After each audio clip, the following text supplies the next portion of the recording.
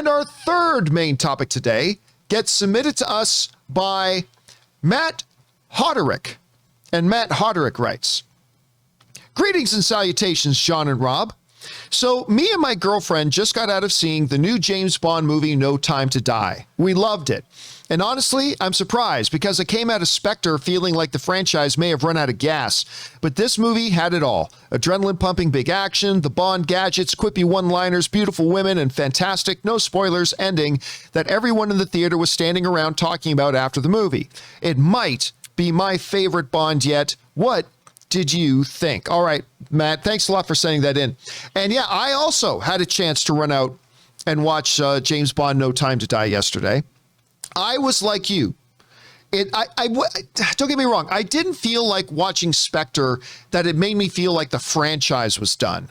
It just, I was not my favorite James Bond movie. I was disappointed with Spectre. I really love in the Daniel Craig era. I love Casino Royale. I love Skyfall. Not so big on Quantum of Solace. Not so big on Spectre. So I was very curious to see how they would end out the Daniel Craig era. By the way, our friend Matt Gilmet sends in another super chat badge live chat. Thank you, Matt. I was very curious to see how they would end out Daniel Craig's era, because Daniel Craig, even though the movies have been a bit hit and miss, Daniel Craig has been my favorite James Bond. You know me, I think he is the perfect hybrid of the suaveness of the Roger Moore Bond with the badassness of the Sean Connery Bond. And that to me just kind of made the perfect Bond. And I've really liked his tenure as Bond on this, but I didn't know what to expect. We obviously heard good things going in, so I went in with it. I gotta tell you, I had a great time. Now, it's not my favorite Bond so far. It's not even my favorite Daniel Craig Bond. I would say it's my third favorite Bond film of Daniel Craig's. I have it behind Casino Royale at number 1, Skyfall at number 2, and I would slide No Time to Die into that third position. But it is at least one of the ones that I really enjoyed. And I agree with you. They showed us like 10 to 15 minutes of action from the new Bond film a while ago when Aaron and I were at CinemaCon, and I could not believe the quality of the action. I thought the action was fantastic. It did have those classic James Bond quippy one-liners. It had, the tradition of the beautiful Bond women, of course, and just Daniel Craig being Bond. Now, that being said, because this is not a spoiler discussion, so I'm not going to go into spoilers, there are two things about the film that I would have personally changed. Number one, it's the longest Bond film yet, and watching it didn't need to be that long.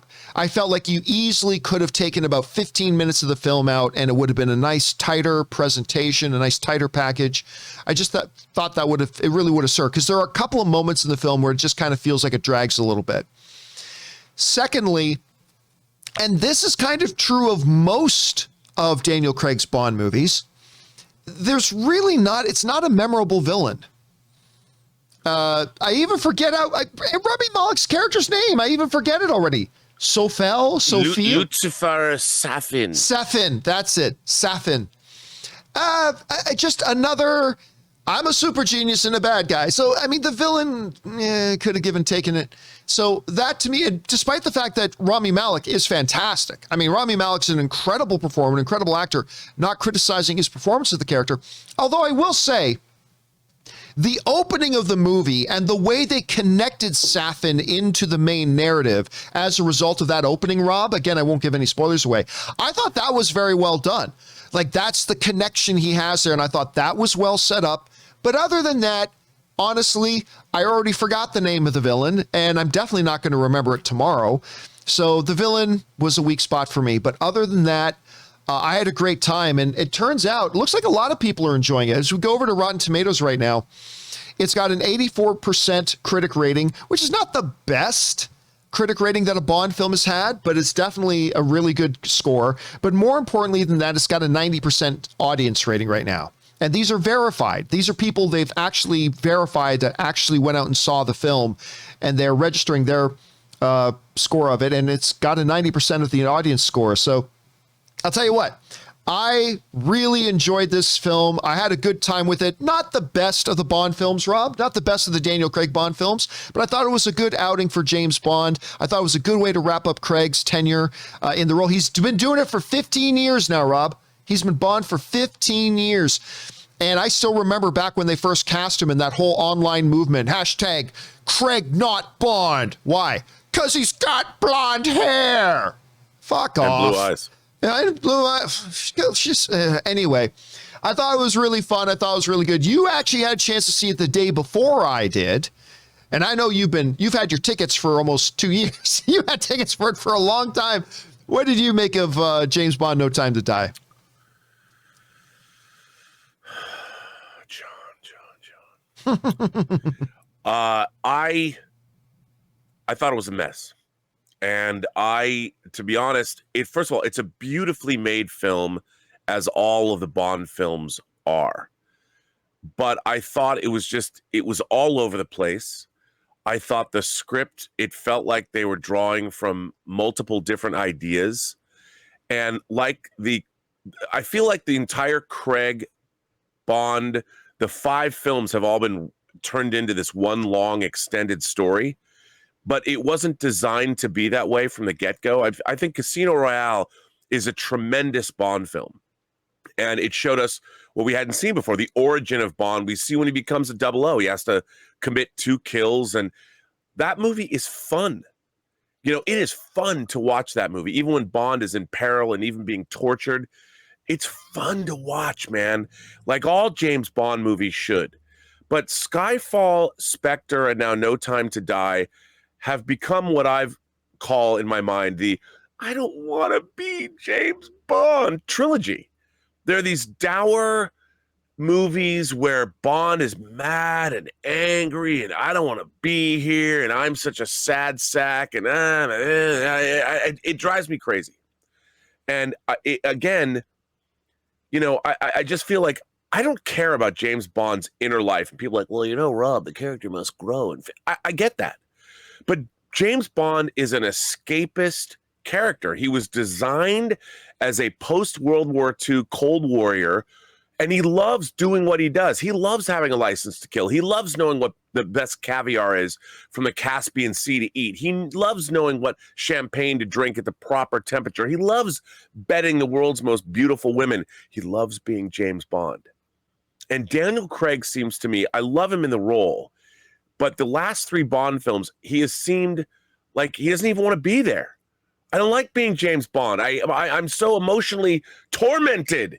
And I'm like, bruh, just save the world, man. Don't be such a sad sack. And this movie, it's like he gets a business card at one point in the movie that has the Spectre octopus on it. And he's like, oh my God, you've betrayed me. Like, dude, don't you think maybe you should look into it a little deeper than just somebody leaves a business card for you? Let's not be giving away details of the movie, Rob. Okay, I get it, Rob. Again, they didn't make the movie you wanted them to make. It wasn't. But that's what it sounds like to me. It sounds like it sounds to me like that's what you're doing, because I haven't heard you yet. Everything you're saying is about, I want Bond to be this, and they didn't make it the way I wanted it, therefore I don't like it. That's how it's coming across. No, I would say this, that Bond as a character, as he's conceived, I mean, in the books, in the Ian Fleming books, he's almost a borderline psychopath, because, he's an amoral killer that is going to do everything to protect the realm. And he's a fun person to go along the ride with. And I feel that they feel that, the James Bond franchise over the last 15 years has chased first the Bourne franchise, then Christopher Nolan's Dark Knight franchise, and now the Marvel Cinematic Universe, where we're going to make everything tied together. And we have now 5 films in a Bond cinematic universe. And I feel that you've got to let James Bond be James Bond and not try and be other franchises. And they've been doing that. That was a problem. Bond was unique in the 60s. In the 70s with Live and Let Die and Man with the Golden Gun, they were chasing other things. And I feel that's what they've come back to, is that Bond is trying to be everything else that he isn't. And I think what the Bond franchise needs to do is define itself moving forward as what is it that makes James Bond unique? We don't need a villain like Skyfall Silva that's basically the Joker. We don't need to lean into the Bourne franchise where who am I? How do I define myself? And in this film, while it's beautifully made, and by the way, John, I enjoyed watching it. It is a grand cinematic entertainment. It looks beautiful, and there's a lot to love in it. But I feel that the James Bond franchise needs to once again reforge its own identity moving forward. I don't know what to say. I don't know what to say because it's frustrating for me, Rob, because like you and I have disagreements over a lot of movies, but it's usually about the content of the movies. Like, and this is about the content of the movie. No. It's not about the content of the movie. It's about that the content didn't fit into the mold that you predetermined that it was supposed to be. Like no, Bond, because every criticism you just gave wasn't actually about the content of the movie. It was about the content, about the quality of the content of the movie. It was that this content in this movie is not the 1970s James Bond. And therefore, but that's what you said. I'm just going off what you said. No, I didn't say. Help me understand a little bit better here. Okay, I would say this. The thing about what the Daniel Craig era of Bond has done has leaned into, from the end of Casino Royale to now, it's leaned into his inner emotional life. Vesper Lynd dies, which is a part of this movie too. And look, if you are a 00 agent with a license to kill, that means you have a certain kind of a personality. And if you look at the Connery version of Bond, or you read the Fleming novels, which, by the way, does deal with Bond's inner life. But the fact is, this man is a stone cold killer. He has to be to have a 00. But all 5 of these Daniel Craig Bond films have leaned into the fact that he's kind of a sad sack. This guy, like, oh my God, I lose the women I love. I mean, if he's tripped up by his emotional inner life, he's not the person who should be having a 00 status. I mean, this is a guy that needs to rock and roll. You need to put a bullet in someone's face. You do that for Queen and Country. In this movie, Bond is full of not just regret about being a killer, but a regret about his love life. And I'm like, man, you're not fit to be a 00. And not only that, he's not having a good time. I want to watch my action heroes. I don't care if it's Han Solo. I don't care if it's Napoleon Wilson from John Carpenter's Assault on Precinct 13, if it's Snake Plissken, if it's Stallone in The Expendables. I think the defining characteristic of an action hero is that they are enjoying being an action hero. They can be a reluctant hero, but James Bond isn't that. Okay, let me stop you, because here's the thing. Let me clarify this. Remember, he's a literary criticisms character of this movie. But my criticism, I've already given you 2. I believe this movie, judging it on its own merits, I believe this movie was too long. There were parts of the movie that dragged. I think it could have cut off 50 minutes. I have a criticism about the villain of the film. It's a forgettable villain. It's not an integral part of the narrative, blah, blah, blah. Rob, even when I asked you to clarify, all you're talking is about what you think Bond should be. You clearly must have things about this movie on its own merits, divorced from how you think Bond should be, that didn't work for you. I'm just asking you to give me some specifics about this movie, not because it didn't mean what you... So yeah, give me some of your specifics that didn't work for you, without going too much into spoilery detail, obviously. All right, the villain, as he is set up, wants to accomplish a goal, which he actually does in the movie. And yet, beyond that, there is some much larger plot that I still don't know what was happening. And I'm a pretty astute viewer of the Bond franchise. I'm like, wait a minute. Oh, what's going on? Like, I still don't know. I still don't know after a certain thing, the achievement unlocked. I'm like, what? I do not know what the villain of this movie wanted beyond a certain thing. And it continues on. And I'm like, what?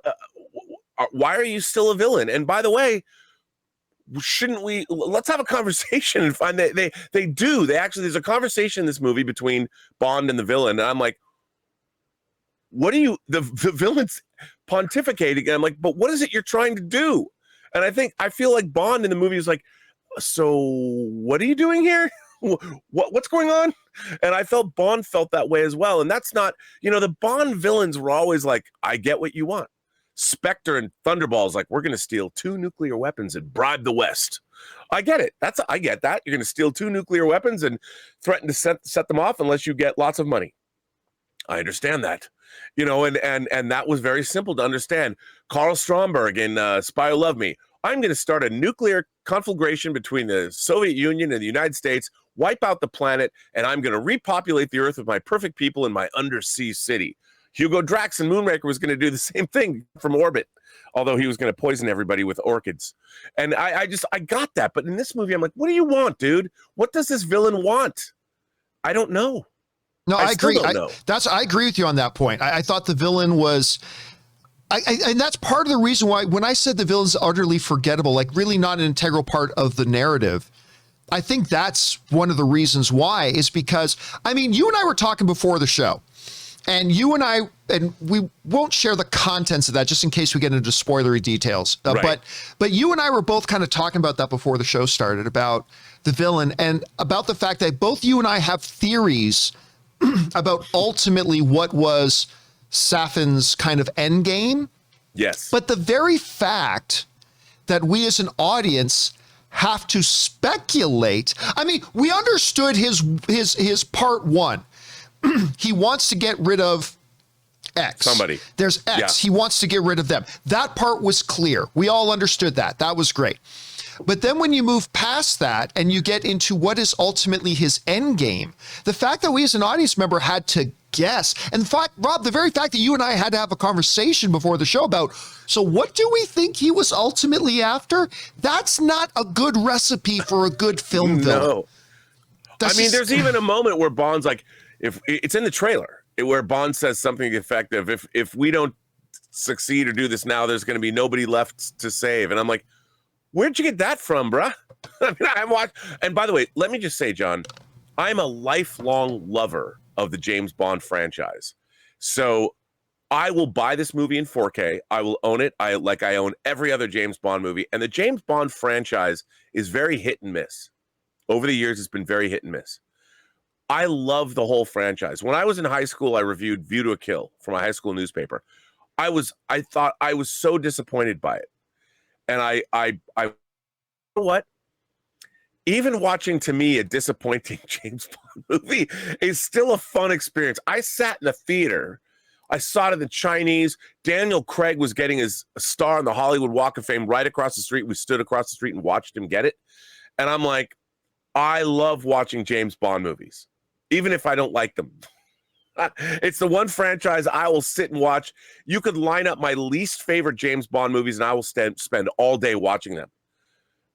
This movie was a lot of fun to watch in a movie theater, especially in IMAX, in that gigantic sound system, because my God, does this movie have a great sound mix. Ultimately, I judge these movies very harshly, but I still like watching it. All right, guys, the question is for you. Have you had a chance to see James Bond No Time to Die yet? Rob and I have very different opinions on this movie. I thought it was great. Not the best Daniel Craig Bond. Definitely some weaknesses. It has some pacing issues in some parts. It definitely has a non-memorable villain, which is unfortunate, especially if you're going to run the runtime that long. You should at least give more meat to a villain, that sort of thing. But I thought it was an absolute blast. Rob is on the opposite end of the spectrum from me. Where do you fall on that spectrum? Jump on down into, that almost sounds like a Bond title in and of itself, Spectrum. Jump on down into the comment section below and let us know your thoughts.